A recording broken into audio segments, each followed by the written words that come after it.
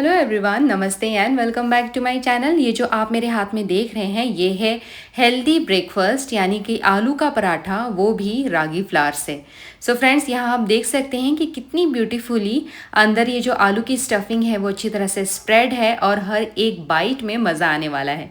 तो चलिए इस रेसिपी की शुरुआत करते हैं। तो सबसे पहले यहाँ पर हम आलू को बॉईल कर लेंगे। तो यहाँ मैंने स्वीट पोटैटो लिया है, इसे करीबन 10 से 15 मिनट तक बॉईल होने दीजिए। जब ये बॉईल हो जाए उसके बाद इसे हम ठंडा कर लेंगे और इसका छिलका निकालने के बाद आपको इसे अच्छी तरह से मैश कर लेना है।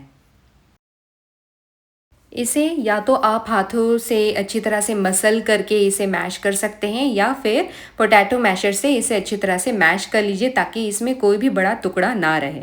अब इसे हम तड़का लगाएंगे। तो तड़का लगाने के लिए यहाँ पर तेल गरम कर लीजिए, फिर उसमें डालिए जीरा और कटे हुए प्याज। इसे हम सौते कर लेते हैं फ्रेंड्स, जब तक ये हल्का पिंकिश या हल्का ब्राउन नहीं हो जाता। जैसे ही आपका जो प्याज है यहाँ जब वो भुन जाता है तो गैस ऑफ कर दीजिए। ऑफ करने के बाद इसमें हम डालेंगे कोरिएंडर पाउडर, गरम मसाला और साथ ही साथ इसमें डाल देंगे रेड चिली पाउडर। इन सब मसालों को अच्छी तरह से भून लीजिए क्योंकि कढ़ाई ऑलरेडी गर्म है, तो आप चाहेंगे कि मसाला जल ना जाए। और अब इसी दौरान हम मैश पोटैटो भी इसमें डाल देंगे और अच्छी तरह से इसे मिक्स कर लेंगे। मिक्स करने के बाद फ्रेंड्स, इसमें जितना भी क्वांटिटी है उसके अनुसार, स्वाद अनुसार आप इसमें नमक डालिए। इसे वापस से अच्छी तरह से मिक्स कर लीजिए और उसके बाद इसमें हम डालेंगे थोड़ा सा फ्रेश कटा हुआ धनिया और आलू में इसे अच्छी तरह से मिक्स कर लेंगे। तो यहाँ जो है स्टफिंग बन करके तैयार है स्वीट पोटैटो की। और अब इसे ठंडा होने देंगे, इसे साइड में रख लेंगे। दूसरे साइड में हमें एक बर्तन लेना है, उसमें डालना है पानी। तो यहाँ 1 कप पानी डाल रही हूँ मैं। इसमें थोड़ा सा डालेंगे घी और साथ ही साथ नमक।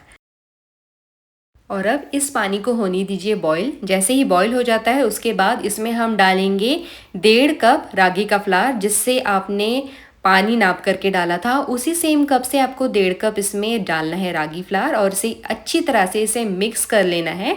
अगर आप चाहें तो इसे नीचे उतारिए और अच्छी तरह से इसे मिक्स कर लीजिए। मिक्स करने के बाद इसे हम ढक करके थोड़ी देर रख देंगे। तो करीबन 15-20 मिनट होने के बाद इस ढक्कन को हटाना है आपको और इसमें हल्का सा घी डालना है और अच्छी तरह से फिर हाथों से इसे हम थोड़ा सा नीड कर लेंगे।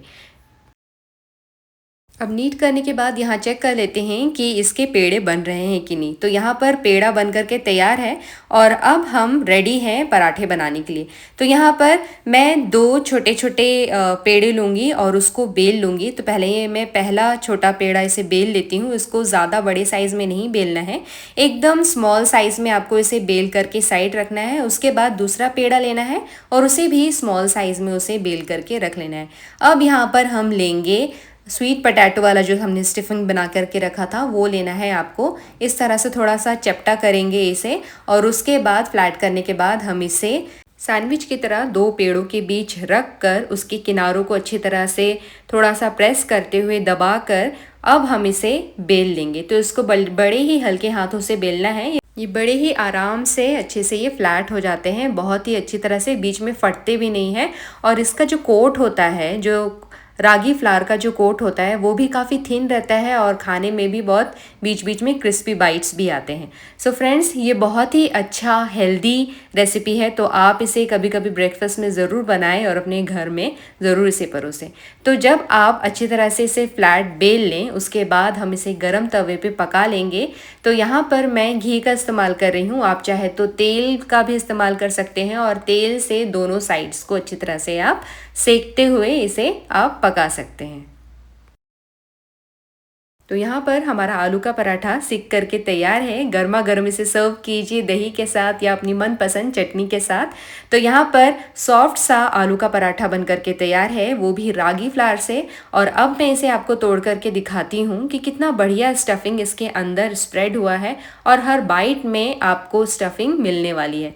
सो फ्रेंड्स, उम्मीद करती हूँ कि ये हेल्दी नाश्ता आपको बहुत पसंद आया होगा। अगर हाँ तो प्लीज़ इसे दूसरों के साथ शेयर कीजिए ताकि वो भी इसे बना पाए और एंजॉय कर पाए हेल्दी ब्रेकफास्ट को।